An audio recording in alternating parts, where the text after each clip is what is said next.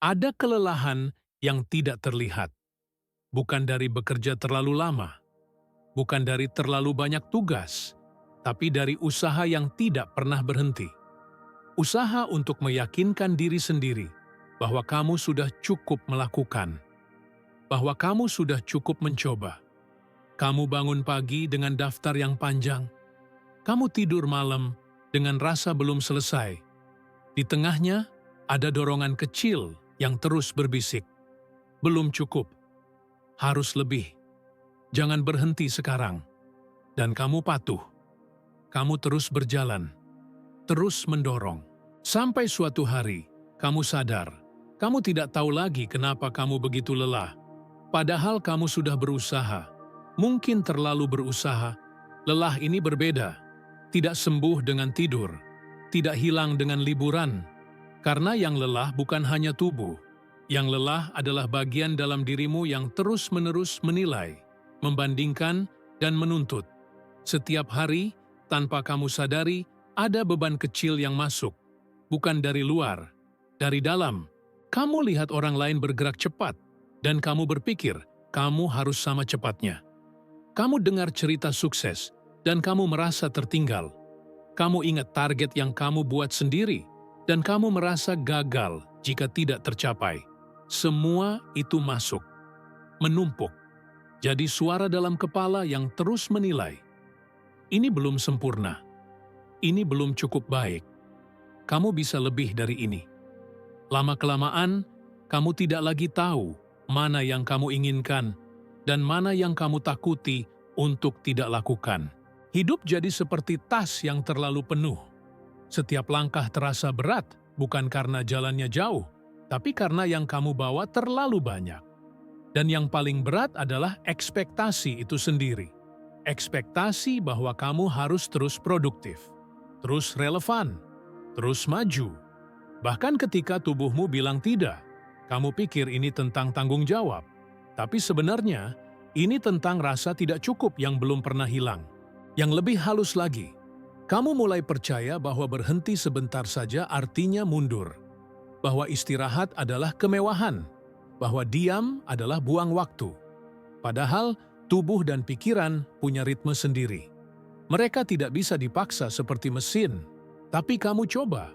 Kamu dorong terus, sampai akhirnya yang tersisa hanya gerakan tanpa arah, kesibukan tanpa makna, kelelahan tanpa hasil yang sepadan.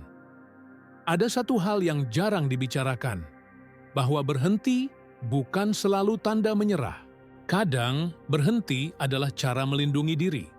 Ketika kamu bilang tidak pada satu hal, kamu sebenarnya bilang ya pada ruang kosong. Ruang untuk napas, ruang untuk diam, ruang untuk tidak harus membuktikan apa-apa. Batas bukan kegagalan. Batas adalah bentuk kejujuran. Kamu akui bahwa ada yang tidak perlu kamu lakukan. Ada yang tidak perlu kamu kejar. Ada yang boleh kamu lepas. Bukan karena kamu lemah, tapi karena kamu sadar. Energi itu terbatas, dan kamu boleh memilih untuk tidak menghabiskannya di tempat yang tidak penting. Banyak orang takut dengan kata batas karena terdengar seperti pembatasan, seperti kamu jadi lebih kecil, padahal sebaliknya. Batas membuat hidupmu lebih jelas, lebih fokus, lebih utuh. Ketika kamu tahu apa yang tidak akan kamu lakukan, kamu jadi lebih hadir pada apa yang kamu pilih untuk lakukan. Tidak setengah-setengah, tidak sambil cemas memikirkan hal lain, tapi penuh, sadar, tenang. Dan itu jauh lebih kuat daripada melakukan segalanya dengan energi yang terpecah. Kalau kamu perhatikan, banyak rasa lelah datang dari keputusan kecil yang terus-menerus. Harus balas pesan ini atau tidak? Harus hadir di acara itu atau tidak? Harus ambil kesempatan ini atau tidak? Setiap pilihan terasa penting, padahal tidak semuanya. Pikiran yang sibuk membuat segalanya terasa mendesak, padahal tidak semua hal butuh respons cepat. Tidak semua permintaan adalah tanggung jawabmu. Tidak semua peluang cocok untukmu. Ketika kamu mulai mengurangi, sesuatu berubah. Bukan di luar, tapi di dalam. kamu jadi lebih hadir, lebih bisa mendengar diri sendiri, lebih tahu apa yang sebenarnya penting. Sederhananya begini, semakin sedikit yang kamu tanggapi, semakin jelas yang kamu lihat. Bayangkan kamu di tengah percakapan yang ramai. Semua orang bicara, suaramu hilang. Tapi ketika kamu diam, kamu mulai dengar, kamu mulai pilih. Kamu mulai tahu siapa yang perlu kamu jawab dan siapa yang tidak. Ini juga berlaku dalam hidup sehari-hari. Di pekerjaan, di rumah, di hubungan. Ketika kamu tidak langsung bereaksi pada setiap hal, kamu beri dirimu ruang untuk memilih dengan sadar. Dan di ruang itu, ada ketenangan, termasuk soal uang. Banyak keputusan buruk lahir dari rasa takut. Takut ketinggalan, takut tidak cukup, takut dilihat gagal. Jadi kamu ambil tawaran yang sebenarnya tidak perlu. Kamu beli yang sebenarnya tidak kamu mau. Kamu kejar yang sebenarnya bukan untukmu. Padahal, keputusan terbaik seringkali lahir dari ketenangan, dari ruang kosong, dari kemampuan untuk bilang, tidak sekarang, tidak untukku. Dan itu bukan pasif, itu kontrol. Kontrol bukan tentang mendominasi situasi. Kontrol adalah tahu kapan harus masuk dan kapan harus mundur, kapan harus bicara dan kapan harus diam, kapan harus ambil dan kapan harus biarkan lewat. Orang yang paling tenang bukan yang paling sibuk, tapi yang paling selektif. Mereka tahu energi mereka untuk apa, dan mereka tidak buang-buang di tempat yang tidak memberikan apa-apa kembali. Ini bukan soal egois, ini soal keberlanjutan. Kalau kamu terus berikan dirimu ke segala arah tanpa filter, pada akhirnya kamu akan kosong.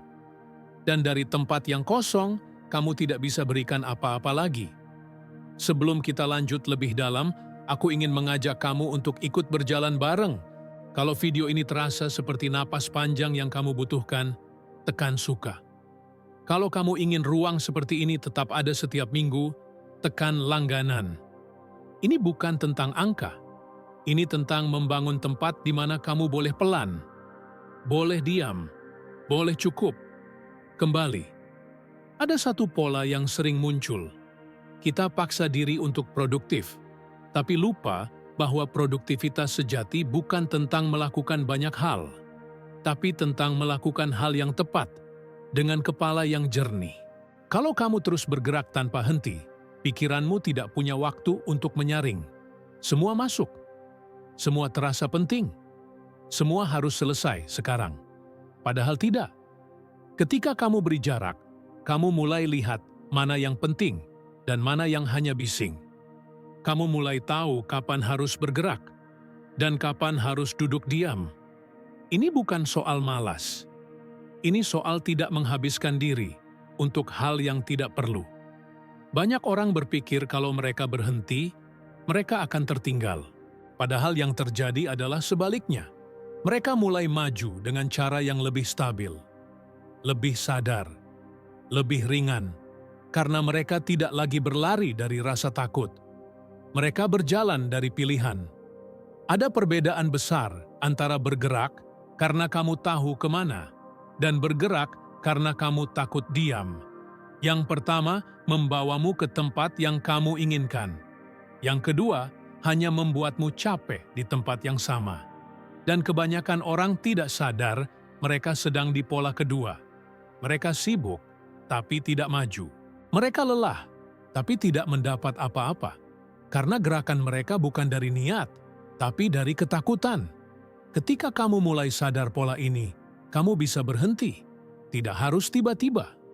Cukup perlahan. Satu pilihan kecil setiap hari. Tidak balas pesan yang tidak penting. Tidak hadir di tempat yang tidak menambahkan apa-apa. Tidak ambil tawaran yang hanya terlihat bagus dari luar. Tidak paksa diri untuk produktif di hari di mana tubuhmu minta istirahat. Setiap kali kamu pilih untuk berhenti, kamu sebenarnya memilih untuk lebih jelas, lebih hadir, lebih utuh. Dan dari tempat itu, apapun yang kamu lakukan jadi lebih berarti. bukan karena kamu melakukan lebih banyak, tapi karena kamu melakukan dengan kesadaran penuh. Sekarang, dimanapun kamu berada, coba luangkan beberapa detik. Tarik napas pelan. Rasakan udara masuk. Buang napas lebih pelan lagi. Rasakan bahu turun. Ulangi 2 kali lagi. Hanya itu. Tidak ada yang perlu kamu bayangkan. Tidak ada cahaya. Tidak ada simbol. Hanya napas. Hanya tubuh. Hanya saat ini. Dan di sini, bisikkan dalam hati.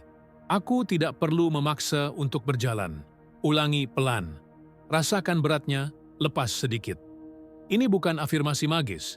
Ini pengingat sederhana. Kamu boleh berhenti mendorong dirimu sepanjang waktu. Kamu boleh percaya bahwa ada jalan yang tidak butuh paksaan. Tarik napas sekali lagi, lalu lanjutkan. Ketika kamu mulai kurangi dorongan internal, sesuatu berubah secara perlahan. Kamu bangun dengan sedikit lebih tenang. Tidak langsung cemas memikirkan apa yang harus dilakukan. Kamu bisa duduk sebentar tanpa rasa bersalah. Ketika ada tawaran baru, kamu tidak langsung iya. Kamu tanya dulu, aku butuh ini atau aku takut kehilangan ini? Dan dari situ, keputusanmu jadi lebih bersih. Di tempat kerja, kamu mulai pilih mana yang perlu fokus penuh dan mana yang cukup diselesaikan saja. Kamu tidak lagi coba sempurnakan semua hal. Hasilnya, kamu selesai lebih cepat dengan energi yang masih tersisa. Dalam soal uang, kamu jadi lebih stabil. Bukan karena tiba-tiba dapat lebih banyak, tapi karena kamu berhenti bereaksi dari panik. Kamu berhenti ambil keputusan cuma karena takut tertinggal. Kamu mulai lihat dengan jernih. Apa yang kamu butuhkan dan apa yang hanya kamu pikir kamu butuhkan. Dan yang paling terasa, kamu tidak lagi capek dengan cara yang tidak jelas. Kamu masih kerja. Masih tanggung jawab. Tapi sekarang ada ruang, ada jeda, ada tempat untuk kamu kembali ke dirimu sendiri. Tidak ada yang ajaib. Tidak ada momen tiba-tiba di mana semuanya berubah. Hanya perlahan, kamu mulai merasa, ini cukup, aku cukup. Hari ini cukup. Kamu mulai tidur lebih nyenyak. Bukan karena masalahmu hilang, tapi karena kamu tidak lagi bawa semuanya ke tempat tidur. Kamu belajar meninggalkan sebagian di luar. Dan itu membuat malam jadi lebih ringan. Hubunganmu dengan orang lain juga berubah. Kamu jadi lebih hadir ketika berbicara. Tidak sambil memikirkan hal lain. Tidak terburu-buru untuk selesai. Karena kamu tahu, kamu punya waktu. Kamu tidak sedang dikejar apapun. Dan orang-orang merasakan itu. Mereka merasa lebih didengar, lebih dihargai. Bukan karena kamu jadi lebih baik, tapi karena kamu jadi lebih utuh. Ini semua tidak datang dalam 1 minggu. Tapi kalau kamu konsisten dengan pilihan kecil, pilihan untuk tidak memaksa, pilihan untuk tidak bereaksi, pilihan untuk berhenti sebentar, perubahan itu nyata, terukur, terasa. Kalau setelah menonton ini ada satu kata yang muncul di kepalamu, tulis di kolom komentar, bisa cukup, bisa ringan, bisa tenang, atau apapun yang kamu rasakan sekarang. Tidak ada jawaban benar, hanya ruang untuk kamu akui apa yang ada. Kamu tidak perlu jadi lebih dari ini untuk layak dihargai. Kamu tidak perlu produktif setiap saat untuk punya nilai. Kamu tidak perlu terus bergerak untuk diakui. Kamu sudah cukup apa adanya. Sekarang. Dan kalau kamu mau ruang seperti ini lagi minggu depan, aku tunggu kamu di video berikutnya. Terima kasih sudah berjalan sampai sini. Pelan-pelan bersama.